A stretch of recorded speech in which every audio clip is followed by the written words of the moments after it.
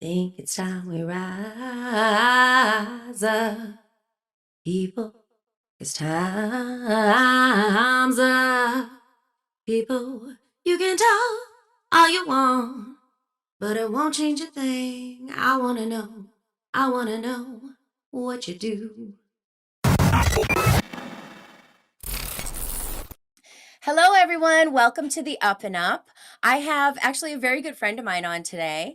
Her name is Roseanne Rabiola Miele, and she is from Real Progressives and Real Progress in Action. She is the CFO and a full-time volunteer, part-time cook, and sharer of meals with neighbors in Las Vegas. Welcome to the show, Rosie. Thank you so much, Miss Jodi. How are you today? I'm doing great. I'm very looking forward to this conversation, actually. Rose and I kind of had a conversation about, we have had many conversations about Yeah. folks who are really struggling right now. I work in a homeless shelter, and Rose helps people, especially with meals in particular, in Las Vegas. And so, opposite sides of the country, but still seeing a lot of the same things. And of course, we're here with Real Progressives, so we understand that it's absolutely a choice, and that this doesn't need to be this way, right? So I love having conversations with you, and I hope everyone who's watching does too. Thank you so much for being here. Why don't you kind of give us a little insight about yourself, Rose? I certainly will. And thank you for chatting with me today. We get to do this once in a while, and I'd like to share what we feel Hmm. and how we feel about people with as many people as possible. Because you know, even as a kid, and decades ago, I would see empty factories Hmm. in Chicago. And I would say, what a waste. Why can't we get folks to come on in, fix up the place? Electricians, plumbers, carpenters, designers. Let's make this a big home Hmm. for dozens and dozens of families. And guess what? Hmm. It was right at a bus stop that went downtown. So if people had jobs downtown, all they had to do was walk out their door Hmm. and they could be at a job. All they could do, all they'd have to do is go the other way, and they could go up Archer Avenue and go to one of many, many jobs. We could also have jobs inside this wonderful home for dozens and dozens of families, where they would have their apartments, they would have daycare, they would have people like me coming in every day. We take turns. We make food. We bake today. We do this. We teach people to cook and bake. And it's all in one spot. And we can do this. And so I'd see the buildings. And I thought, why can't we do it? And then one day I get introduced to Steve Grumbine. And I hear Steve. And it's like, oh my God, we can do this. We can do this. And then I listen to Fadhel. We can do this. Hmm. We're not spending money in the right places. We have to spend it on people. Hmm. If we're not spending on people, what the hell are we doing? Yeah, I mean, think about it. I work in a homeless shelter. It's an old hotel. It's motel and cottages, right? 15 units. There's the long ones that you think of as motel style, right? With a few units in each, and then there are cottages on the property. We have one main house, right? We just had a volunteer who was very dedicated and wanted to do this for years and years and years, build a community room onto the back. The joke is, Oh, the joke is that it was finished right before COVID, so no one could actually gather in the community room. But that's the point, is so that everybody can come together, have meals together, do lessons together, all that kind of stuff, whatever, and kind of bring people together. But it's interesting to think about it. Now, what context do we do that in? You know, what context do we do? We put people in these in this type of situation, which sounds similar, which you know, obviously you'd want to have a little bit more space, right? But a similar situation, yet we do it in the context of a homeless shelter. So you have to go there when you're absolutely desperate, absolutely destitute, right? And then move you off to an apartment building that now you have private interests in the middle of everything, right? And you're paying an exorbitant amount of money, whereas if you had this type of situation, it would be a lot easier. So it's interesting, like you were saying, you know, it's not putting things in the right places. So you're spending all this money for a shelter when you could be doing the same thing to actually have people in a stable living environment. Am I right? absolutely. I have always loved older buildings. I think they have texture and patina and stories behind them. My name is Catherine Rogers Merlino. I was trained as an architect and an architectural historian. I really believe that we can take older buildings which have embodied energy, extractive materials, perfectly good and usable materials, and make them greener, make them more sustainable. Especially in Seattle, we're very ardent recyclers, yet we don't really apply that to our buildings. So the building on the cover is the Kohlstrom building in Ballard. And I think what I like about this building so much is it's kind of messy, it's complicated, and it really celebrates the hardware that was once housed in here for almost a century. They thought it was one building when they first started it, then they walked through it, found out it was a series of buildings. So you really have to investigate these buildings and get to know them very, very well. One of the case studies that I talk about is the Supply Laundry building in South Lake Union. Most energy codes are sometimes kind of the nail in the coffin for existing buildings. And so with the laundry supply building, they actually were able to retain a lot of that character on the inside by using different solutions for making it very energy efficient. This is the West Side School, which was previously a church building. These forms were so intriguing, the architects felt it really was important to reuse the building. And so they created these wonderful spaces inside, these soaring kind of whole spaces with new insulation, energy efficient lighting. Another one of my favorite projects is the Rice Fergus Miller office and studio in Bremerton, Washington.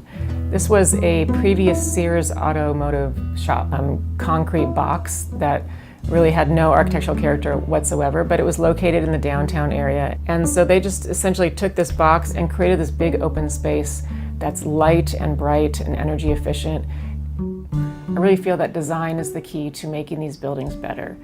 What can we do with what is there? And looking at that from an environmental perspective, I think is the key to being sustainable.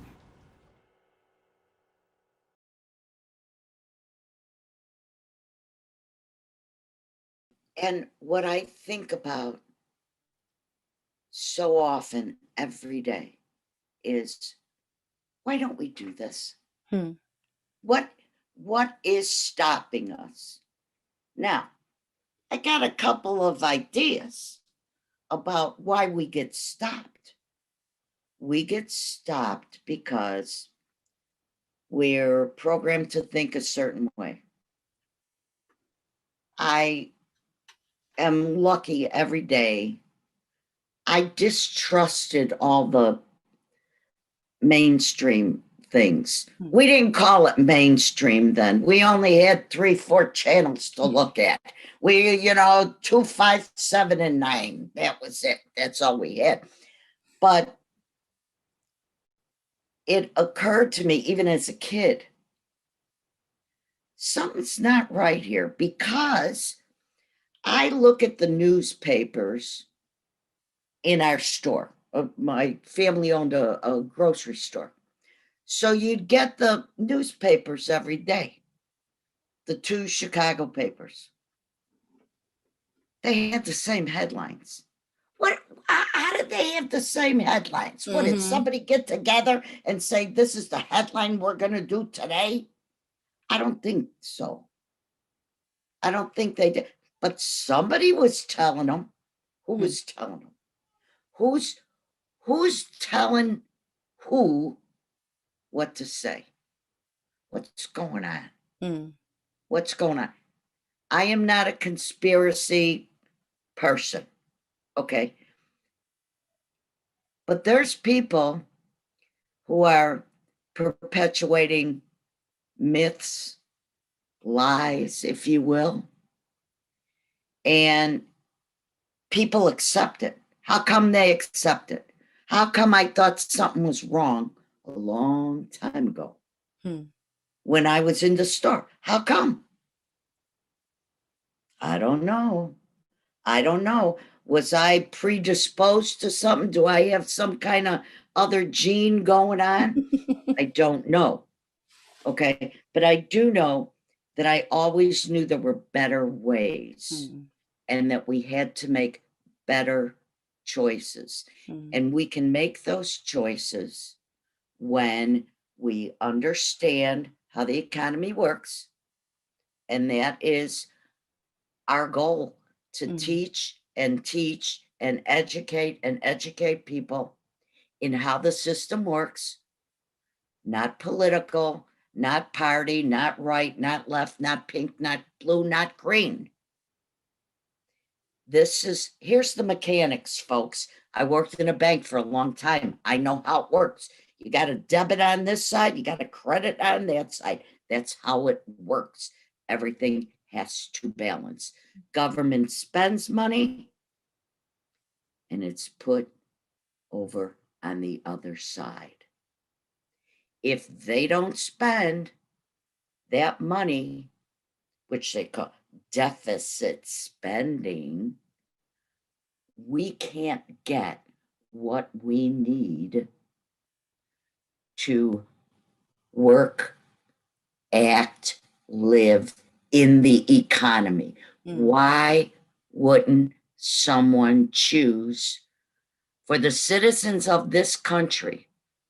Of course, I look in the whole context of the world.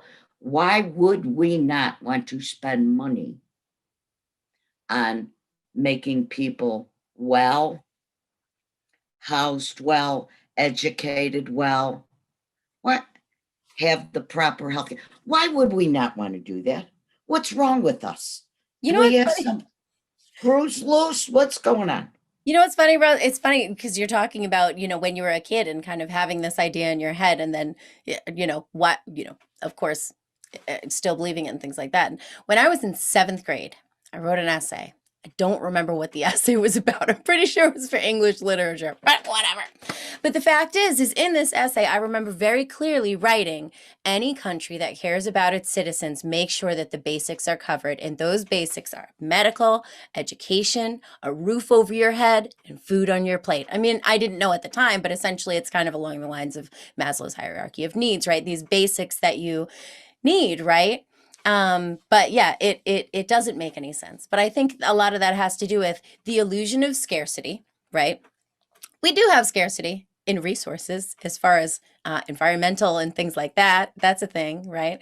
But as far as the scarcity of money to put into our economy, that just doesn't make any sense. And then also this kind of pointing people across each other. You know what I mean? Or I didn't say that right. Pitting people against each other, So it's like, oh yeah, well then now what defines community? Well, my community is, these people, and because of scarcity, this illusion of scarcity, you think, oh, well, we can't afford to take care of those people, and then you vilify those people. And how much sense does that make? That makes no sense. What? I don't have to have an enemy. Why do I have to have an enemy? Who wants enemies? Raise your hand. You want enemies? We don't. We either take responsibility, okay?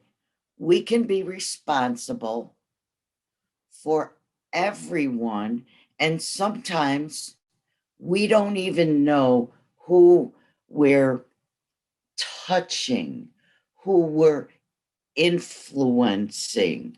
We don't know our words, our actions have these trickling out effects, because when I make this one or that one feel good, I don't know what comes next. I don't know. Hey, how's it going, brother? This is the Grateful Sundays with the Baked Dough Ladies. We are helped out by Operation Bring Your Best. They did bring some donuts. We got Eddie Bell over there. Oh, I don't see him. Where he at? Eddie Bell's over in the corner. Oh, okay, I see We got him now. Justin from Operation Bring Your Best. All right. Need more food. Where you at? Jones and all. Oh my God. I'm right here with Miss Roseanne, a real goddamn progressive. You hear me? She just told me that the money that she's collected has been tripled. Do you understand? The stuff that she donated to me, I can feed 1,000 people. Woo, where they at? Where they at? I can feed 1,000 people right now. Where they at? Where they at? With Miss Roseanne's help. A real progressive. I'm a Baked Dough Lady. My name is Pearl. This is Cindy Lou. We support those who support us, and we lead by example. Look around. They supporting us. This is a goddamn example. Movement, y'all. This is a goddamn example. We want a caring economy for everybody. Yeah. We don't. Give it to her. Come We right don't here. care who Right you here. are. We want a caring economy for everybody. No exceptions. Everybody included. Everybody. No testing. Oh, well, you got to do it. No. Are you a person? When I cut you, do you not bleed red? Yes, everybody does. We're all connected. This is for everybody. No exclusion. We're all Chain reaction. One smile causes another cause, and it can spread, but so can negativity, right? So either way. No, I met some folks today. Yesterday, we did the dinner. We do dinners on Sundays. So yesterday was a really good day. We had lots and lots and lots of food. And someone told me I did the collard greens and links so well that he would marry me. And I said, that's okay. It's fine. I'll just keep cooking. You keep eating the greens. It's fine. It's okay. But when I go out there, yesterday I had the opportunity to meet 3 new people. They were there because the couple's son was good friends with Percy. Percy comes to the dinners all the time. Percy will not allow me to carry anything. I say, Percy, you don't have to wait on me. I can carry stuff. Percy came in because of my sister from another mother, my sister Pearl. And Pearl and I are like, we're thinking the same thing at the same time. And we're like real organized. We don't have to say, do this first, do that first. No, we're just on the same wavelength. You ever meet people like that? We're kind of, and you don't have to say, well, do this, and then you got to do that, and then you got to do. No. I love it when we're clicking. And we were all clicking yesterday. Okay.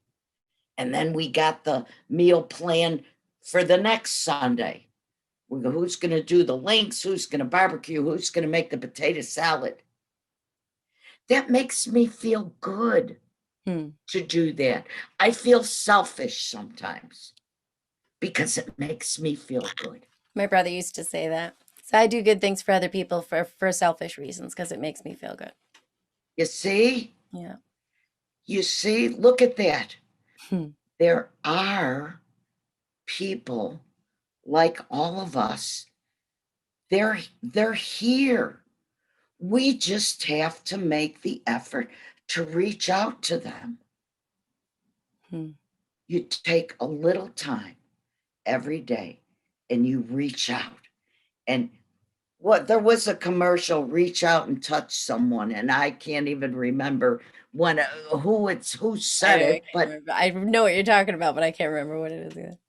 yeah, but that's what it is.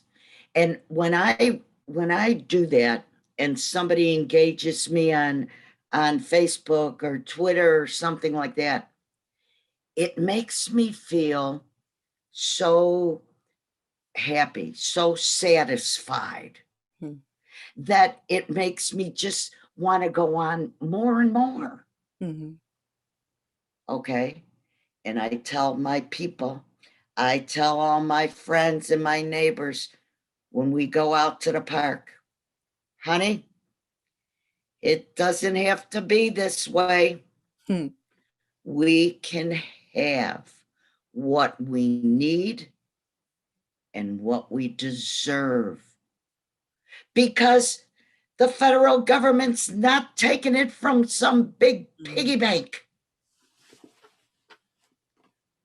They're doing keystrokes. They're saying, okay, now you can take this money, and guess what? Communities, you can have a federal job guarantee and take that factory and take that abandoned shopping mall, and you can put the carpenters and the electricians and the healthcare workers and the home health workers and everybody else, you can put them to work in the local community, right? You know what you need in your community. No, Rose, let me ask you. Oh, I'm sorry. No, go ahead. Let me ask you a question, because this is one thing that, I see people, I think, kind of getting caught up in.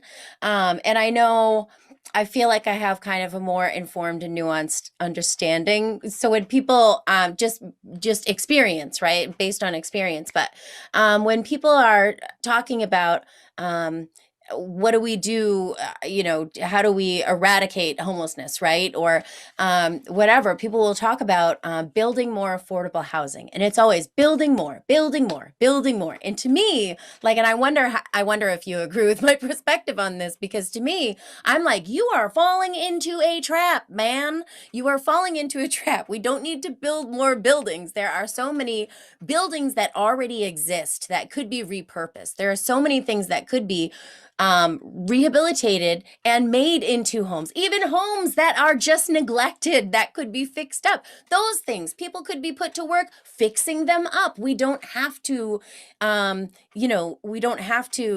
destroy more forest. We don't have to buy more shit. Excuse my language, but we don't have to cut down more trees for the wood for that house. You know what I mean? All of these things that it's like people completely miss it. You know what I mean? So a lot of times I'm just trying to throw in my caveat and be like, because people would be like, build more affordable housing, build more. And I think the other part of that is that when you say build more, the people who are actually going to profit from that and are going to siphon off a shit ton of the money that goes towards that, those people are contractors. By the way, when you say affordable housing, what happens is they build a giant complex and they say 20% of this should be affordable, and what their definition of affordable is. And then the rest of them they make, it's so anyway, I guess I should just shut my mouth. That I guess is kind of like the essential gist of it.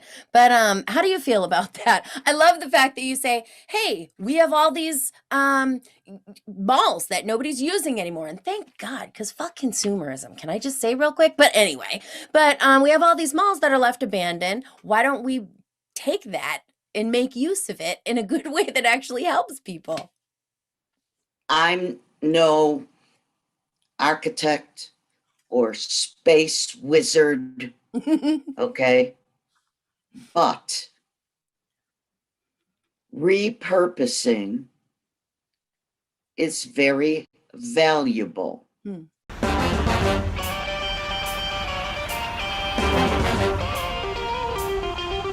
everybody, it's George Arbogast, the creator and producer of the Salvage Upcycle Show. We're down in Durham, North Carolina at the Reuse Warehouse. These guys have been tearing apart old buildings and saving materials, everything from lumber to cabinetry to other building materials. This place is awesome, 35,000 square feet. That's what they've got up there. We're gonna go check it out and talk to the owner about how he got this business started and what's in store for him in the future. So stay tuned for the Salvage Upcycle Show.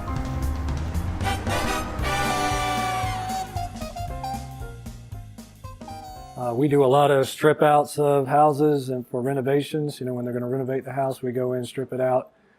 It'll be almost 6 years. It's about 6 years right now that we've been doing this full time. Anytime a building is going to come down, whether it be a barn, a house, even some commercial work, and we go in and present to the owner a plan to pay us more than a demolition, but then they get a big tax write-off for all the donation of all the materials. So it usually works out in their favor. I started doing research and found the Reuse People of America, who's our nonprofit partner, and their mission is to keep building materials out of landfills. That's what they do. They started back in 1993 out of Oakland, California. Just called the president and said, hey, you got anybody doing this in North Carolina? He said, no.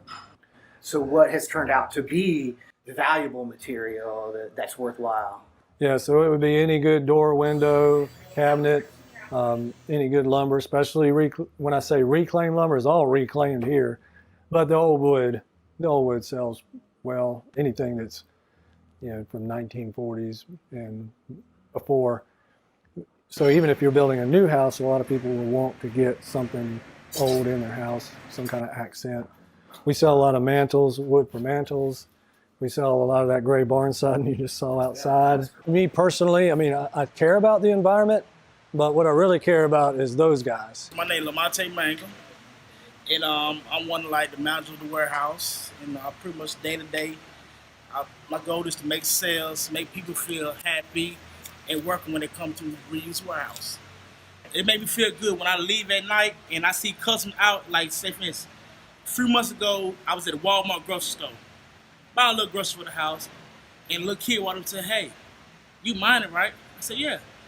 You work at a Reuse Warehouse that my dad and mama go to. I said, "Yeah." I said, "Thank you, Mr. Miner, because we bought a piece of wood for you, and I love it." When I get older, I'm gonna go back there, give me a piece of wood, and do my own woodwork. So that made me feel good. Yeah. That little kids recognize me outside. The more we build, the more resources we use up, the more we create waste. Mm-hmm. Okay. The waste has to go somewhere. There is no reason to clear abandoned buildings or factories or abandoned malls when we could repurpose those. Mm-hmm. And these aren't new ideas. Repurposing is repurposing. Mm-hmm. And we can do this. And we can have good jobs when we do that. People get so used to, see, Las Vegas is a good example of what not to do. I have never seen so many huge edifices imploded in my life. Wait, what do you mean? When they want to get rid of a hotel. What do? They implode it. Oh. It's gone. They set the dynamite so that the explosives so that it just implodes upon itself. And then all the smoke and everybody comes. Oh, yippee. What are you, nuts, you crazy people? No. I hope people at least now people have masks on. They implode buildings that should be landmarks and or repurposed. They knock them down all the time. That's not how we should act. That's not how we should act. There's so many things that are not new ideas that we can look at if we take the time to think about it. Because the minute I hear task forces in all these groups that I've been in over the years say, oh my goodness, homelessness, it's such a complex problem. Hold on.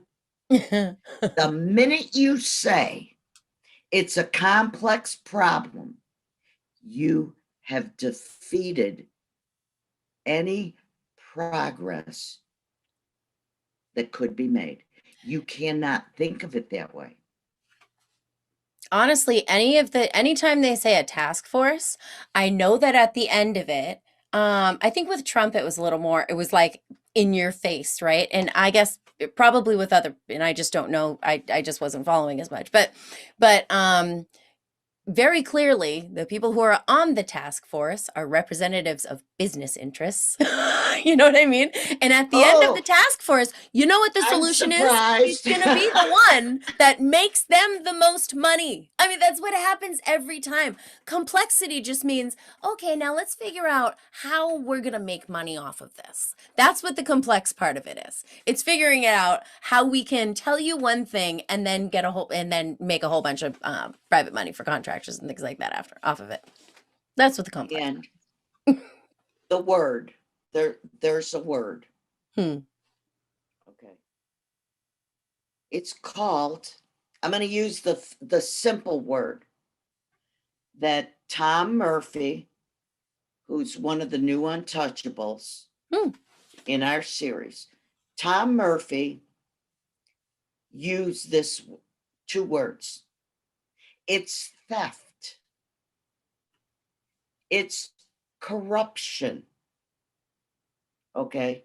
Because, Jodi, what does everything boil down to? The money. Oh, yeah. It's the money. I don't care. You can make it complex. You can do Citibank schemes. You can do countrywide schemes. You can do every kind of scheme. You can bundle up those mortgages and sell them all day long and twice on Sunday. Okay? But it's all about the money. And so the people who are doing these schemes, they're not good people. Okay? They're not thinking about anybody else except how they can hold on to their power and how they can make more money. Okay? So those people, a lot of those people will just talk about, like, say, current Washington, D.C. Those people come from big banks, come from Wall Street, law firms. They go to Washington. Who's writing the legislation? Those guys over there who are making the money. So then they leave. So then they write their complicated legislation. And then they go back and they make some more money. When are we going to call out the corruption? Oh, it's insane. We got to call out the corruption. Oh, well, I mean, you know where I'm at. I mean, that's my fundamental, the campaign finance. But it's not just, obviously, it's not just campaign finance. It's also lobbyists and the revolving door between legislators and these think tanks and blah, blah, blah, and all these kind of things. And they actually write the legislation. I mean, there has been legislation that has been put out, like introduced into legislatures that literally still has the heading of ALEC on the top of it. Like they didn't even take their heading off of it. I mean, it's absolutely insane. It's absolutely insane. And I think the thing is, I think everybody, everyone in life in general learns how to, play the game of life, right? And then we have these people who, even if they're not like bad people or evil people or blah, blah, blah. They're still doing like bad and evil things. And I think that that's the importance of, you know, we have a huge country. When the country was started, we did not have nearly as many people as we have now, right? So there are a lot of people, and there is a huge difference between those who are at the bottom and those who are at the top. I mean, I don't even like to put it that way, but people who have the least and people who have the most, right? And then it just becomes this kind of this game, and it's so far out of touch with what people are going through over here. This is why I literally say that it is immoral to be a billionaire. I think it's immoral to be, I mean, it is immoral to be a billionaire when there are people who are working 40 hours a week and still need to be in a shelter with a 5-person family in a room the size of a hotel with a kitchenette in it, living there. You know what I mean? Because they qualify. It's not because they, you know, scammed or something like that. It's because they literally do not make enough money to pay the rent to provide for their family. I mean, it's just, it's everything is so completely skewed. And then how do you get back from that? You know what I mean? Because yeah, people will fight to maintain their position, you know, and they have the money and resources. If we have money, and if we have the money, is going to be the defining factor on who has a voice and who has input on the legislation and the policy that is going to affect the entire country, most of which is going to affect the people who have the least. It's how do we get back from that, aside from taking the money out of politics? The folks who need it the most don't have the wherewithal, the time, the energy to do what I have the luxury of doing. And that is to every day talk, educate, engage. Yeah. Talk with this one, talk with that one, see who we can help today, all those things. So I say this, and we are the government. If we, the 300 million, okay, if we are the government, why do we allow these pipsqueaks to push us around? How come? Now, how then do I get my folks that we meet with and we share with? How can I empower them so that they have the wherewithal, the stamina to yell and scream and educate and do all the things that we need to do to get these folks at the top to get their head on straight? If they're there and they can't get their head on straight, they gotta go. There's no two ways, but they gotta go. Right. I'm finding younger people who have their head on straight. Okay. They get it. They get it because they're not sure if we're going to have a planet or not. Seriously. But I'll tell you, the real estate brokers down in Miami Beach aren't worried about what's going to happen when Florida disappears. Who's thinking about what's going to happen? Yeah. You want to, can you drink money? Can you eat money? What is the money and what is your power today going to do for you? You better start thinking about your neighbor, or else there's nothing left. There you go. Drop the mic. There's nothing left, you know. But I'll tell you, Because we could talk for 17 hours. We could. Okay. And almost But- have. But I wanna give you my final note, and that is, I take hope from somebody that we know. His name is William K. Black. And Bill Black has been telling people how we should do things for a long time. And when you hold people responsible, when you follow the laws, and when you don't turn a blind eye to the theft, there are good people who are good prosecutors, who are good people, who are good regulators, like William K. Black. And you can find him on Facebook. Bill Black's on Facebook. He even has a Bill Black fan club. I just found that out yesterday. Oh, really? A Bill Black fan club. Yes, Hey. and I'm going to start inviting all kinds of people. But there is hope.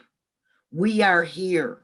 Your brother, who I didn't even know, said the same kind of thing that I said, didn't he? We didn't know each other. I'm much older than your brother and you. Okay. We're here. Let's keep talking.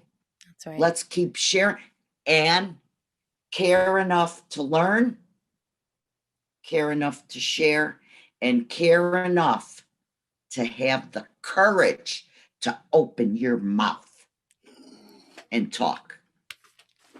I love it. That's a perfect ending, Rose. And you know what?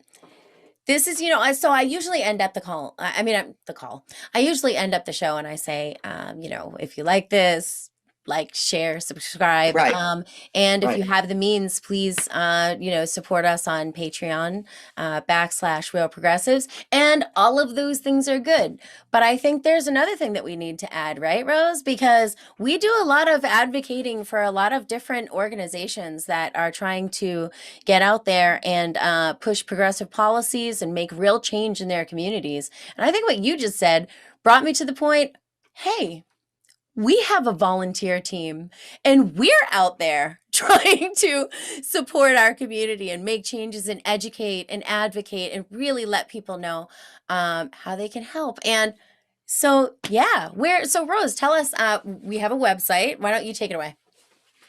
Where can people sign up? On our website, which is realprogressives.org, right from the homepage, There you go. there is a form that you can fill out if you want to be a volunteer. There is also a form there if you want to receive our mailings. The other thing, too, though, is it doesn't matter what organization you're in. It doesn't. You can be in your organization. You can focus on this. But when we all have to come together, we come together. Yeah. That we can all do. If there's some big occurrence that has to take place, we can all come together. No matter what group you belong to. We're all connected. That's it. We're connected. Can't separate us. You can ignore, you can try it, but it doesn't work. I love it. All right, Rose, thank you so much for coming on. And hopefully we'll have you on again sometime too. I already said my like, share, and subscribe and everything. So you know what? Bye, y'all. Have a great night. Hey, bagel ladies! Making them smile, making them smile.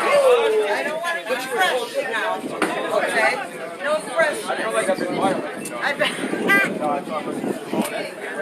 Yeah, go ahead. Here.